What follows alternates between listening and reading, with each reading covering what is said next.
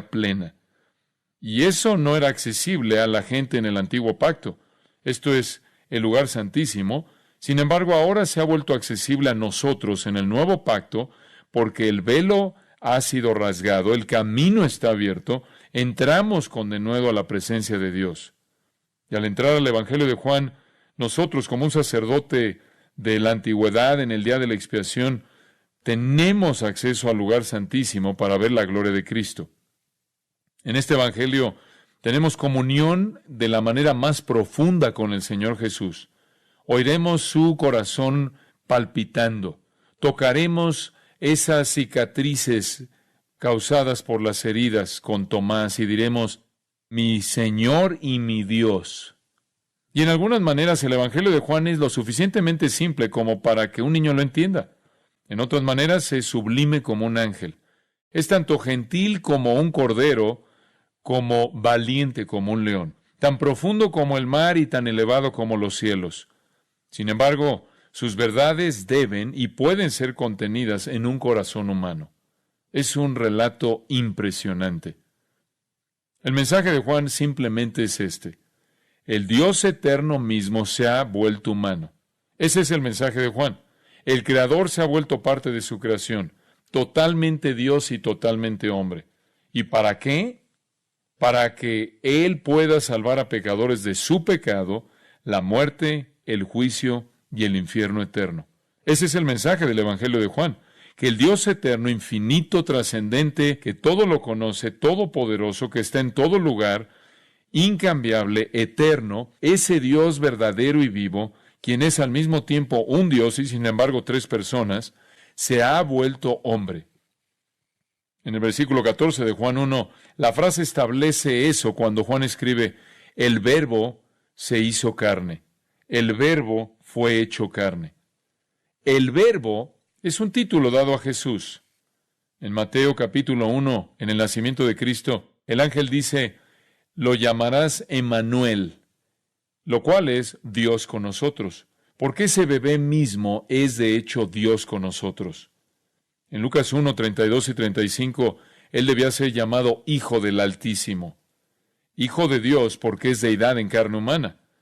Esta es la verdad esencial de la fe cristiana, que Jesús es Dios en carne humana, Dios el eterno, infinito, trascendente, que todo lo conoce, todopoderoso, que está en todo lugar, el Dios incambiable eterno ha venido a su creación en forma humana. Esa realidad enorme es el cimiento de la fe cristiana. Hay 4 evangelios que cuentan la historia. 3 de ellos, Mateo, Marcos y Lucas, nos dan la historia terrenal.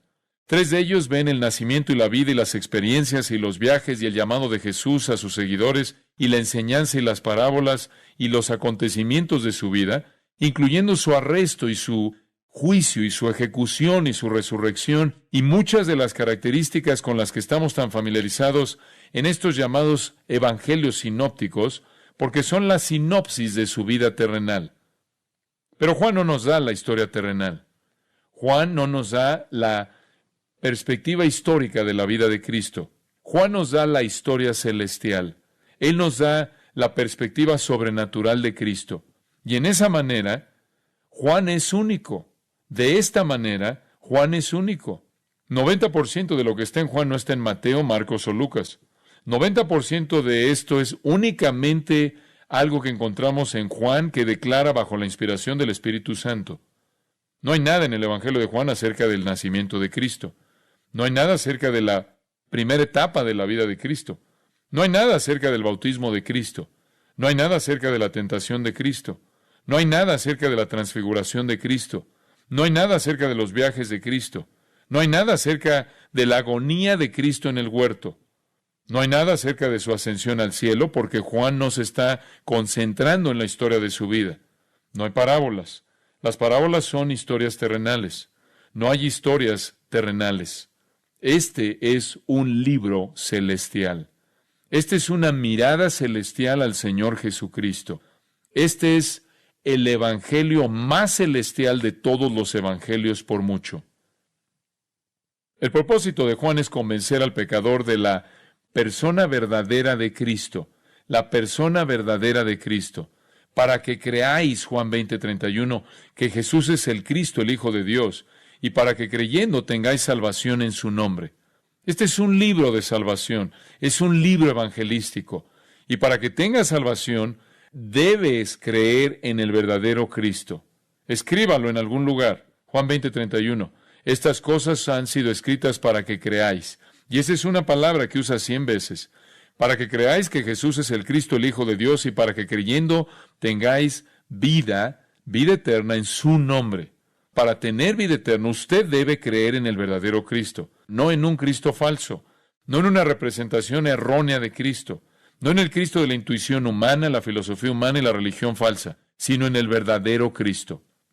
Por lo tanto, Juan nos da este tesoro inmenso, 21 capítulos demostrando en cada párrafo que Jesús es Dios en carne humana, que Él es el Dios verdadero y el hombre verdadero, totalmente Dios y totalmente hombre.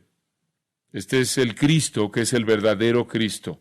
Este es el Cristo en el que debe creerse para que uno sea salvo. Y Juan apoya ese hecho acerca de la identidad de Cristo al mostrar sus declaraciones divinas, apoyando esas declaraciones al registrar obras divinas, milagros, palabras divinas, títulos divinos y adoración divina. Y Juan presenta todo esto para demostrar que estamos hablando de una persona divina, una persona divina. Y ese es el objetivo de Juan. Juan escribió 3 epístolas y al final del Nuevo Testamento, claro, recibió las glorias del Evangelio de Apocalipsis. Pero aquí en este libro él nos da este gran tratado evangelístico, por así decirlo. Y solo cuando entiende que Cristo es quien es y entiende su persona primero y después su obra, hay alguna posibilidad que usted pueda ser salvo. Debe creer la verdad. Y cuando avancemos a lo largo de esto juntos, vamos a encontrar razones que nos lleven a afirmar lo que ya creemos como cristianos. Y esto es para equiparnos, armarnos para declarar la verdad acerca de Jesucristo. Parece como si esto estuviera bajo ataque, y siempre está bajo ataque. La gente quiere hablar acerca de Jesús, pero no quieren definir quién es.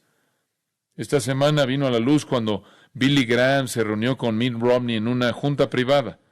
Y el siguiente día la organización de Billy Graham quitó al mormonismo como secta de su página de Internet. Realmente algo inconcebible. Lo puede ver en la página de Internet. Es su proclamación con una declaración, con una afirmación de que no querían meterse en asuntos teológicos que tuvieran tintes políticos. Y entonces le damos honor al falso Cristo del mormonismo y deshonramos al verdadero Cristo. ¿Cómo puede eso ser? La gente toma a la ligera la gloria de Cristo, ¿no es cierto? En las maneras más asombrosas. Qué triste. El mensaje del Antiguo Testamento, como lo vemos en Isaías 52, es que Jesús es Dios. Él no es nadie más que Dios, nada más que Dios. Él no es un hermano espíritu creado de Lucifer y Adán, como dicen los mormones. Hay muchos otros conceptos aberrantes de un supuesto Jesucristo. El Nuevo Testamento, sin embargo, está lleno de evidencia de que Él es Dios. Y no necesito presentarles todo esto. Ustedes lo saben. Está por todos lados en el Nuevo Testamento. Filipenses 2 sería un buen lugar donde empezar. Filipenses 2, el cual siendo en forma de Dios, no estimó el ser igual a Dios como cosa a que aferrarse, sino que se despojó a sí mismo, tomando forma de siervo. Ustedes conocen ese gran pasaje. Leemos en Hebreos capítulo 1 que Él es la representación exacta de Dios, que Dios le dice, oh Dios, tu trono ha sido establecido en el cielo, como lo leemos en Hebreos 1. Y las Escrituras están cargadas de evidencias de que Él es Dios. Simplemente si usted toma los títulos dados a Jesús, también son dados a Dios, y puede ver la igualdad ahí. Dios y Jesús son ambos llamados pastor, ambos llamados juez, ambos son llamados santo en las Escrituras, ambos son llamados el primero y el último, ambos son llamados la luz, ambos son llamados el Señor del día de reposo, ambos son llamados Salvador, Ambos son llamados el traspasado, en el mismo versículo en Zacarías 12:10. Ambos son llamados Dios fuerte. Ambos son llamados Señor de los ejércitos. Ambos son llamados Alfa y Omega. Ambos son llamados Señor de gloria. Ambos son llamados Redentor. Y puedo continuar. Títulos que son dados a Jesús, que pertenecen solo a Dios. Nuestro Señor Jesús es descrito como el Eterno, omnipresente, omnisciente, omnipotente, inmutable, incambiable, soberano, todo glorioso y eterno. Jesús hizo obras que solo Dios puede hacer. Él creó, Él resucitó a los muertos, Él venció al reino de las tinieblas, Él perdonó el pecado, Él recibió adoración en muchas ocasiones a lo largo de su vida y ministerio. Él declaró que Él tenía el derecho de ser adorado después de su resurrección. En Juan 14, Él dice que Él es en el nombre en quien toda oración debe ser hecha, para que sea aceptada por Dios y respondida por Dios. Si pides algo en su nombre, Él la oye y lo hace. Él responde oración como solo Dios lo puede hacer. Él hace obras que solo Dios puede hacer. Él recibe adoración que solo Dios puede recibir. Él responde a la oración que solo Dios puede responder. Y vamos a ver eso conforme avanzamos a lo largo del Evangelio de Juan y vemos evidencia sobre evidencia sobre evidencia de su deidad. La suma de lo que Juan nos va a mostrar en este Evangelio se encuentra ahí en el versículo 14. Y aquel verbo fue hecho carne y habitó entre nosotros. Y aquel verbo fue hecho carne y habitó entre nosotros.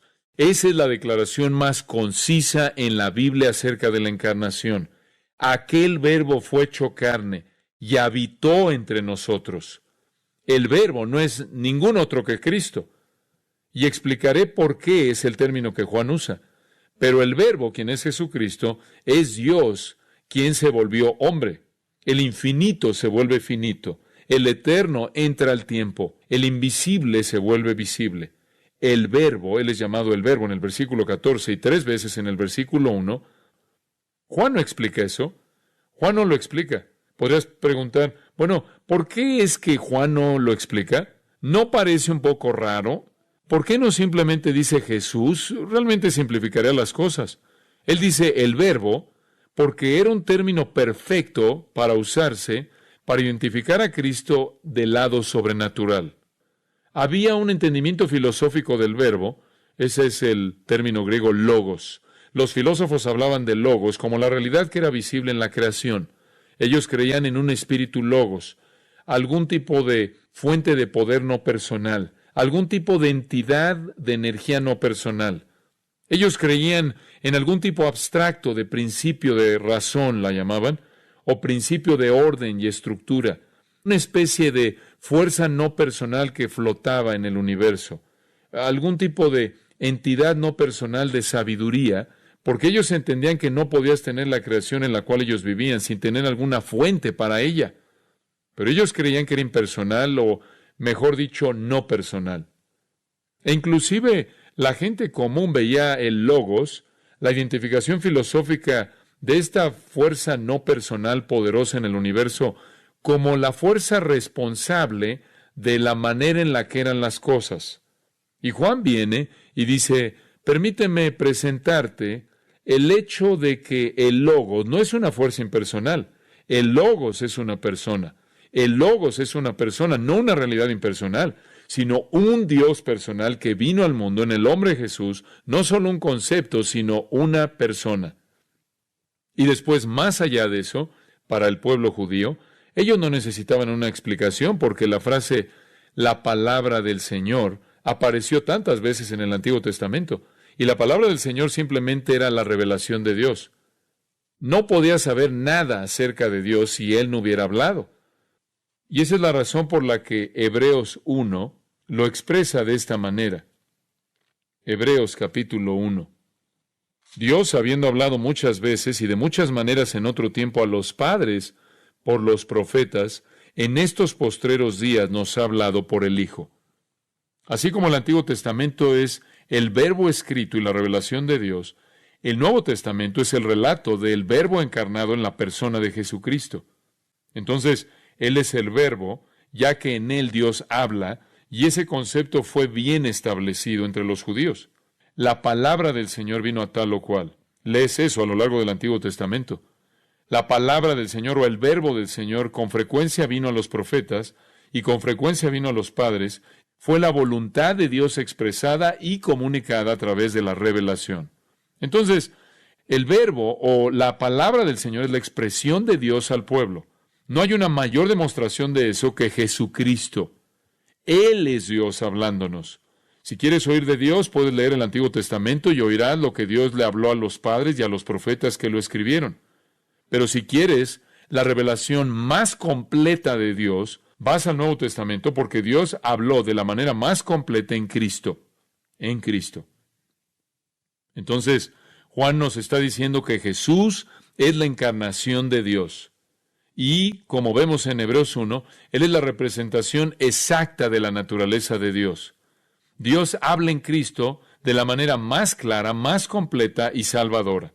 Entonces, aquel verbo fue hecho carne, fue hecho, ginomai. Aunque Dios es inmutable, Dios es un ser puro, eterno, no está cambiando, desarrollándose, creciendo. Él es puro, eterno, constante, inmutable, incambiable. Es un ser que no cambia de manera constante. Sin embargo, Él entra en la creación y se vuelve humano, lo cual es el proceso de volverse. Y Él comienza en un vientre y se vuelve un niño y crece en sabiduría y estatura y favor con Dios y los hombres. Él, quien es ese ser puro, se vuelve un hombre, se vuelve carne. Eso es lo que eso significa. Y habitó entre nosotros. Él no es una visión. Su humanidad no es una aparición. Su humanidad no es un fantasma como lo podemos señalar. Algunas personas lo han dicho, los docetistas. Esto es un grupo de herejes que Él no tuvo apariencia humana o alguna aparición de humanidad o alguna ilusión de humanidad. Él, de hecho, fue hecho carne y habitó entre nosotros. Filipenses 2, fue hecho a semejanza de hombres. Hebreos 2:14 dice, Él participó de carne y sangre. Durante 33 años, la plenitud de la deidad, Colosenses 2:9, la plenitud de la deidad habitó en Él corporalmente. Totalmente Dios y totalmente hombre. No mitad Dios y mitad hombre, sino totalmente Dios y totalmente hombre. Ese es el mensaje de Juan a lo largo de este libro. Debes estar en lo correcto acerca de Cristo, tener el entendimiento correcto acerca de Cristo, totalmente Dios y totalmente hombre. Cualquier ataque en contra de su deidad es una herejía. Cualquier ataque en contra de su humanidad es una herejía. Ahora, para demostrar que Jesús es totalmente Dios en carne humana, enfatizar el aspecto de deidad, Juan nos lleva a lo largo de 3 verdades muy importantes. Hay 3 cosas que demuestran la deidad de Cristo: su preexistencia con Dios, su coexistencia con Dios y su autoexistencia con Dios. Él es preexistente, coexistente y autoexistente. Y no quiero que se enreden con los términos. Esos no son términos complicados. Y espero poder presentárselos de una manera fácil de entender. Este es el mensaje de Juan. En el principio era el verbo. Una declaración simple. En el principio. ¿Qué principio? ¿El principio de qué? En el principio de Génesis 1:1. Ese es el principio. Es el principio. En el principio. El mismo principio que está en Génesis 1:1. En el principio creó Dios los cielos y la tierra. En ese principio era el verbo. ¿Cuál es la importancia de eso? El verbo ya estaba existiendo. Esto quiere decir que el verbo, quien es ningún otro que el Hijo de Dios, Jesucristo, ya estaba existiendo cuando Dios creó todo lo que existe. Ahora, si no eres parte de la creación, si no eres parte del tiempo y el espacio, entonces eres eterno. Esa es una declaración muy importante. Juan afirma su preexistencia. Él existió antes de el principio de todo lo que existe. Él ya estaba existiendo. Ese es el tiempo imperfecto del verbo ser, el verbo eimi. El tiempo imperfecto quiere decir continuamente. Él estaba existiendo continuamente ya cuando el principio comenzó. Él no comenzó con el principio. Él no es parte de la creación. Él no es un ser creado. Él ya es un ser que estaba existiendo. El tiempo comenzó con la creación. El tiempo comenzó con el primer día cuando Dios creó, y el segundo día, y el tercer día, y así continuamente el tiempo ha marchado hasta el tiempo en el que un día terminará y viviremos en la eternidad sin tiempo. Pero desde que el tiempo comenzó, con el inicio del tiempo fue el inicio de la creación, este ser, el Verbo, existió antes del tiempo y por lo tanto está afuera del tiempo y por lo tanto es eterno. En el punto en el que todo comenzó, Él ya era, describiendo existencia continua antes de la creación, la preexistencia del eterno, del que es llamado el Verbo. Esto es tan importante y es tan claro. Esta es la razón por la que Jesús, y lo veremos esto a lo largo del Evangelio de Juan, toma un título o usa un título que Dios usa para describir su propia eternalidad. Cuando Moisés quiso saber cuál era el nombre de Dios, Dios le dijo, mi nombre es Yo soy el que soy. Mi nombre es el verbo ser. Mi nombre es ser eterno. Y de manera repetida en el Evangelio de Juan, Jesús dice, yo soy, yo soy, yo soy, el verbo yo soy, el verbo ser. Y él inclusive va a tener la valentía, el atrevimiento de decir a los judíos, antes de que Abraham fuera, yo soy, en Juan 8:58. Yo soy. Él solo habla de sí mismo en el tiempo presente continuo, porque nunca hubo un momento en el que Él no existió. Él siempre habla en el tiempo presente continuo, porque nunca hubo un momento en el que Él no existiera. Esto entonces es también reforzado en el versículo 1. En el principio era el Verbo, y el Verbo era con Dios. El Verbo era con Dios. Eso es repetido en el versículo 2. Este era en el principio con Dios. Es interesante que eso se dice dos veces. El Verbo era con Dios, versículo 1. Y de regreso en el principio con Dios. Lo repite dos veces. En el principio era el Verbo era con Dios. Este era en el principio con Dios. Aquí Juan hace un énfasis para que quede claro quién es Jesús. Ahora escucha esto. Cuando el principio comenzó, Él ya existía. Él existía como Dios. Él está fuera del tiempo. Él existe como el Dios eterno. Pero escucha esto. Él no solo existe como el Dios eterno, y lo dice en el versículo 1, el Verbo era Dios, sino que Él existió eternamente con Dios. Esto es muy, muy importante, porque lo que nos dice no es que solo Él es el Dios eterno. Esto es muy, muy importante, porque lo que eso nos dice no es solo que Él es el Dios eterno, sino que Él es distinto del Dios eterno. Y aquí es en donde entendemos que hay un Dios, sin embargo hay tres personas. Y aquí encontramos a dos de ellas. Él es Dios, el Verbo era Dios, pero el Verbo también era o estaba con Dios. ¿Cómo puede ser Dios y al mismo tiempo con Dios? Solo puede ser explicado de una manera trinitaria. Ser Dios por naturaleza y sin embargo ser una persona distinta, estar con Dios, ser con Dios. Hay una ilustración hermosa de esta relación que bien podría ser la intención del escritor de Proverbios si escuchas el capítulo 8 de Proverbios, en donde hay un registro de la creación desde una perspectiva maravillosa. Proverbios capítulo 8.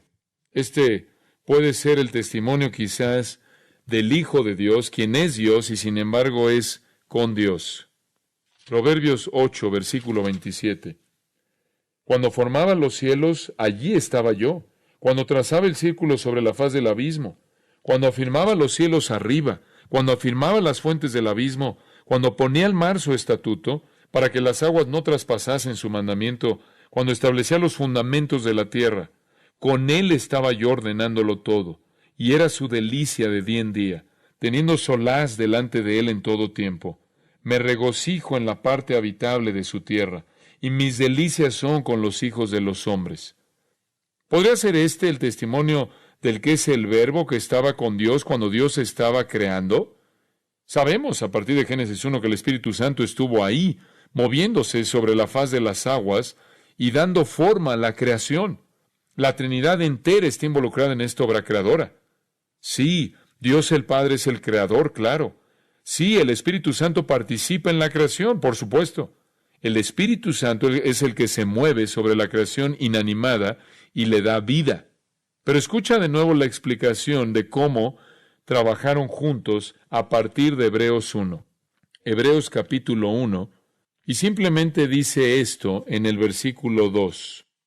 En estos postreros días nos ha hablado por el Hijo, a quien constituyó heredero de todo y por quien así mismo hizo el universo. Dios es el creador, pero el agente de la creación que usa es el Hijo, el Verbo. Entonces lo que tenemos aquí es una distinción muy importante que responde a los abelianistas, a los modalistas, la gente que dice que Dios es solo uno, como los pentecostales de unidad de los que hemos hablado. Hay alrededor de 25 millones de ellos que creen que no hay Trinidad, pero solo hay un Dios. Y algunas veces Él actúa como el Padre, algunas veces Él actúa como el Hijo y algunas veces Él actúa como el Espíritu. Y no tienen idea de lo que está pasando en el bautismo, cuando tienes al Hijo siendo bautizado y al Padre diciendo, este es mi Hijo amado en quien tengo complacencia, y al Espíritu Santo descendiendo como una paloma. ¿Qué es eso? Claro que hay muchas otras preguntas que no pueden responder, pero no llegaron a su herejía mediante la razón, llegaron ahí mediante revelación demoníaca. Jesús es el agente mediante quien el Padre crea. En el Antiguo Testamento, Dios, por ejemplo, es el Dios, es el juez de toda la tierra. Sin embargo, en el Nuevo Testamento, el agente de juicio claramente es Cristo, porque a Él se le ha encomendado todo juicio. Ahora, entras a la actividad, a la operación interna de la Trinidad. Ahora estás entrando ahí. No es importante para mí entender todo eso, solo hasta el punto que conocemos las Escrituras, lo que nos está diciendo. ¿Podemos hacer eso? Pero el punto que estoy simplemente presentando o explicando es que mientras que Él era Dios, Él también era con Dios como una persona distinta, como una persona distinta. Entonces tenemos su preexistencia. Juan comienza con el hecho de que cuando estás hablando acerca de Jesús, estás hablando de un Dios preexistente eterno, no parte de una creación. Por cierto, en el mormonismo, ellos no solo creen que Jesús es el hermano espíritu creado de Adán y Lucifer, sino que creen que el Dios de la Biblia es creado por otro Dios. Junto a la verdad de preexistencia viene la segunda verdad de coexistencia. Ya establecimos eso simplemente al hacer un comentario acerca de la última frase del versículo 1. El Verbo era Dios. El Verbo era Dios. Si Él preexistió el tiempo y el espacio, si Él preexistió la creación, si Él ya existía antes de que todo lo que fue creado fuera creado, entonces Él no fue creado. Y si Él es no creado, Él tiene que ser Dios. Todos los ángeles fueron creados. Todos los ángeles caídos cayeron de una creación en la cual Dios los hizo santos y se rebelaron y se desviaron y cayeron. Toda persona en el universo. Toda persona en el universo es un ser creado, excepto el Creador mismo. Esta es una expresión poderosa, por cierto, una expresión muy potente. El Verbo era Dios. 4 palabras. Theos angelogos, literalmente en el griego. Dios era el Verbo. Dios era el Verbo. Una expresión griega poderosa. En Juan 17 Jesús habla en su oración al Padre en el versículo 5 acerca de la gloria que Él tuvo antes de que el mundo comenzara. Cuando Él era proston theon, al mismo nivel con Dios. Como lo dije en Filipenses, Él dice que esto no fue algo a lo cual se aferró, se despojó de ello por causa de la encarnación. Colosenses 2:9. En Él habita corporalmente toda la plenitud de la deidad. Él es totalmente deidad. Él es deidad total. Dios era el Verbo. 4 palabras en griego. La declaración más clara, más directa de la deidad del Señor Jesucristo en los 4 evangelios. Dios era el Verbo. Entonces, Él es preexistente, está fuera del tiempo y el espacio antes de que cualquier cosa que fue hecha fuera hecha. Y Él es coexistente. Él es Dios totalmente. Estos son elementos esenciales para la fe salvadora. En tercer lugar, su autoexistencia. Su autoexistencia. Él es autoexistente. Esto es obvio. Si no eres creado, entonces exististe afuera de la creación. Debes ser autoexistente. Preexistente, coexistente, autoexistente. ¿Cómo establecemos eso? Versículos 3 y 4. Todas las cosas por Él fueron hechas, y sin Él nada de lo que ha sido hecho fue hecho. Esta es una reiteración esencialmente de lo que leímos en Hebreos, que Dios hizo todas las cosas a través de Él. En Él estaba la vida y nos vamos a detener ahí. Esta es la prueba de su autoexistencia. Todo lo que existe llegó a ser a través de Él. Esa es una declaración positiva, simple, clara, una evidencia evidente, una evidencia clara. Ni siquiera puedes rebatirla, de que el Señor Jesucristo es deidad eterna. Todo lo que existe, Él lo hizo. Todo vino de Él. Él no vino de nadie o de nada. Todo vino de Él. Escuchen lo que dice 1 Corintios 8:6. Solo hay un Dios, el Padre, del cual proceden todas las cosas, y nosotros somos para Él. Es lo mismo. Dios es el creador. El Espíritu Santo es un agente en la creación, pero al final Dios hace toda su creación mediante el Verbo, el Señor Jesucristo. Esto no niega a Dios como creador, no niega un papel o una función que el Espíritu Santo tiene al traer el orden a la creación, pero dice que el Hijo de Dios es el agente mediante el cual la creación es llevada a cabo. Sabemos a partir del Antiguo Testamento que Dios es el creador. Puedes leerlo a lo largo de los Salmos. Lea, por ejemplo, el Salmo 102, un maravilloso testimonio de la identidad de Dios como creador. Lea Isaías 40, Isaías 42, Isaías 45. Hay muchos lugares en el Antiguo Testamento que hablan acerca de Dios como creador, por no decir nada acerca de Génesis 1 y 2. Marcos 13:19 habla de Dios creando. Romanos 1:25 habla de Dios como el creador. A lo largo del Nuevo Testamento se hace referencia a Dios como el creador. Y entonces, claro, es el Señor Jesucristo, mediante quien Dios hizo todo lo que Él hizo, como leemos aquí y en Hebreos capítulo 1. La confesión positiva es que todas las cosas por Él fueron hechas. La confesión negativa en el mismo versículo es que sin Él nada de lo que ha sido hecho fue hecho. Esa es la declaración negativa. Tienes la declaración positiva y la negativa. Nada. Ese es el griego. Literalmente en griego, ni una cosa. Ni una cosa existe que Él no haya hecho. El creador de todo debe necesariamente entonces ser alguien que no fue creado. Si Él no fue parte de la creación, entonces Él no fue creado, ¿no es cierto? Esto es necesario. Solo el Dios eterno no fue creado. Los judíos estarán de acuerdo con eso. Solo el Dios eterno no fue creado. Si Jesús es el creador de todo lo que es creado, entonces Él también no fue creado y por lo tanto Él es el Dios eterno. Jesús es Dios, no puede escapar su deidad. Sin embargo, mientras que Él es Dios, Él es con Dios. Él es Dios, sin embargo, es distinto de Dios.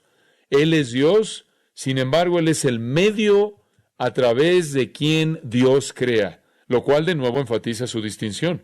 De nuevo, el argumento es simple. Debido a que Dios, el Hijo, es el creador de todo lo que existe, Él tiene que estar afuera de la creación y eso implica que Él no fue creado. Él tiene que estar afuera del tiempo y eso sería ser eterno. Ahora esto también lleva a otra conclusión, una conclusión muy obvia que se afirma al principio del versículo 4. En Él estaba la vida. Él no recibió su vida de alguien, Él no recibió vida de alguien, nadie le dio vida, en Él estaba la vida. Ahora esto comienza a llevarlo a lugares de los cuales no puede escapar. Comienza a pensar en Dios siendo eterno y siendo alguien que está eternamente vivo. No hubo nunca un momento en el que Dios no existiera. Eso es más de lo que su mente frágil puede recibir, o la mía, la eternalidad de Dios. Pero, Como una parte esencial de su eternalidad, como es evidenciada por su creación, estaba la vida. Él estaba vivo y Él es la fuente de la vida. Esa es una declaración tan profunda. En Él estaba la vida. Y la palabra usada no es bios, porque Él no solo está hablando de vida biológica, la cual es una forma de vida, sino que la palabra es zoe, la cual tiene que ver con vida espiritual, el principio de vida, la realidad de la vida. Cuando un pequeño bebé llega al mundo, ese bebé tiene vida biológica y ese es el funcionamiento del cuerpo humano. Pero hay otro tipo de vida que existe en ese bebé que no puede ser cuantificada, no puede ser encontrada y no puede ser ubicada y no puede estar ligada al ADN. Esa es vida espiritual. Esa es vida esencial que no es observable. Y esa es la vida que viene de Dios. Claro, como en sí mismo, los componentes que crean la vida biológica a todo nivel, desde el animal más simple de una célula al ser más complejo, al ser humano, e inclusive un ser más asombroso y complejo, la esfera sobrenatural de seres angelicales, Dios tiene el poder para todo ese tipo de vida, incluyendo y abarcando la realidad de la vida espiritual. Y la vida espiritual dura por siempre. Entonces, en Él está la vida biológica y la vida espiritual, mediante la cual Él puede crear el mundo físico, el cual morirá, y mediante el cual Él crea al ser eterno para que nunca muera. En Él está la vida. Cuando está viendo al Señor Jesucristo, está usted viendo al que en sí mismo es vida. Él dijo eso: yo soy el camino, la verdad y ¿qué? La vida. Él no puede ver a Cristo de ninguna otra manera. Esa es una declaración inmensa, inmensa, una declaración inmensa. En Él estaba la vida. Él es la realidad fundamental de todo lo que existe. Es en Él que vivimos y somos y nos movemos, tenemos nuestra existencia. Todo lo que existe, existe porque tiene vida de Él. En Él estaba la vida. La gente viene con algún tipo de idea acerca de Jesús, diciendo que fue un ser creado. Y aquí es a donde debes llevarlos.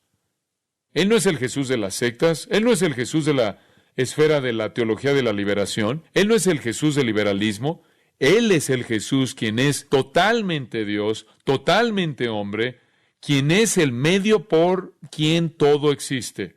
Y no solo Él es el medio por quien todo existe, sino que Hebreos 1 dice que por su poder Él sostiene o sustenta todas las cosas.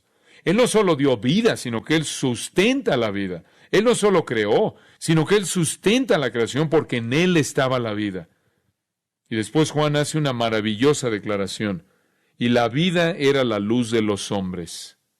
Y mientras que podrás distinguir entre luz y vida, no lo puedes hacer aquí. Lo que Juan está diciendo es que la vida es lo mismo que la luz de los hombres. Es la misma frase. La vida era la luz, así como el verbo era Dios.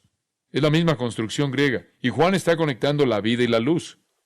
El que era la vida se volvió la luz de los hombres. Esa es la razón por la que Él encarnó, ¿no es cierto? Esa es la razón por la que Él vino al mundo, para brillar en las tinieblas, para revelar a Dios. La vida era la luz. Esa es una declaración de igualdad. Esa es una declaración paralela. La vida y la luz en este caso son lo mismo, lo mismo. La luz es la revelación de la vida. Jesús dijo en Juan 8:12, yo soy la luz del mundo, ¿verdad? El que me sigue no andará en tinieblas. Juan 8:12. Yo soy la luz del mundo. Veremos eso cuando lleguemos a Juan 8. Es una declaración asombrosa. Él es la vida manifiesta. Y la vida manifiesta es llamada luz. La metáfora de luz en contra de las tinieblas o lo caído. Jesús es la fuente de vida eterna. Él es la vida divina eterna, manifiesta en el mundo como luz brillando en las tinieblas, en la oscuridad. Es impresionante. Y la luz, el versículo 5 dice, la luz en las tinieblas resplandece. El versículo 9 dice, aquella luz verdadera que alumbra a todo hombre venía a este mundo. En el mundo estaba, y el mundo por él fue hecho, pero el mundo no le conoció. La luz brilla en las tinieblas y las tinieblas no lo comprendieron. Probablemente tienes una lectura ahí al margen, en algunas versiones. No sé por qué no reemplazan esta palabra comprender, porque comprender es una palabra antigua en algunos idiomas.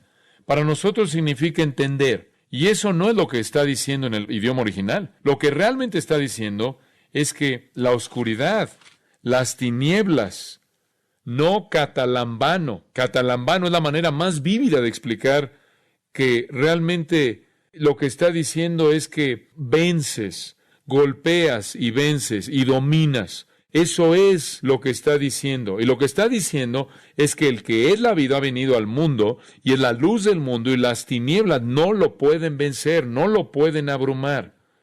Ustedes saben eso. La oscuridad no puede vencer la luz. La luz siempre vence a la oscuridad. Entras a un lugar aislado que está totalmente oscuro en un cuarto y simplemente entras con una vela y la luz va a vencer a la oscuridad. La vida de Dios, el eterno, la vida eterna, Jesús, viene al mundo como luz y Él alumbra al mundo y Él continúa alumbrando al mundo. Y observe esto, la oscuridad no lo puede vencer. Las tinieblas no prevalecieron contra ella. ¿Cuáles son las tinieblas? ¿A qué se está refiriendo? Bueno, si va a Lucas 22:53, Jesús venía a la cruz y dijo, esta es la hora de la potestad de las tinieblas. Esta es la hora del poder de las tinieblas. Aquí es cuando el infierno va a arrojar todo lo que tiene contra mí. Las tinieblas se refieren a Satanás, los demonios y todo el complejo de las tinieblas de la oscuridad. Este es el reino o la esfera, el dominio de las tinieblas. De eso está hablando. Las tinieblas demoníacas no pueden vencer la luz. Las tinieblas ha tratado de hacerlo. Satanás trató de destruir la línea mesiánica muchas veces. Satanás trató de matar a todos los bebés y atrapar al Mesías en la matanza cuando Jesús solo era un niño. Los demonios estuvieron tras Jesús una y otra y otra y otra vez. Trataron de vencerlo en toda manera posible. Satanás mismo viene a él en la tentación para tratar de que él se postre, de que él viole la palabra de Dios. Y Satanás hace todo lo que puede en el huerto, como ustedes saben, para que él fuera en la dirección opuesta a la voluntad del Padre y al sacrificio de la cruz. Y Jesús, a lo largo de sus viajes, se encontró con demonios en donde quiera que iba, que andaban tras él, atacándolo todo el tiempo, podríamos decirlo. Y debido a que la promesa de Dios de traer un redentor, o más bien, desde la promesa de Dios de que iba a traer un redentor, Satanás ha hecho lo que él ha podido por extinguir la luz que ahora ha venido en Cristo. Pero las tinieblas, la oscuridad, todas las tinieblas demoníacas, todas las fuerzas del infierno, junto con su maldad humana que lo sigue, no puede tener éxito en extinguir la luz. La luz brilla, la luz todavía brilla. Esta apertura del Evangelio de Juan es una declaración tan potente de la persona de Cristo y su impacto en el mundo. Las tinieblas demoníacas no pueden extinguir la luz, y la luz está brillando en el mundo. Está brillando en el mundo y ha estado brillando en el mundo durante mucho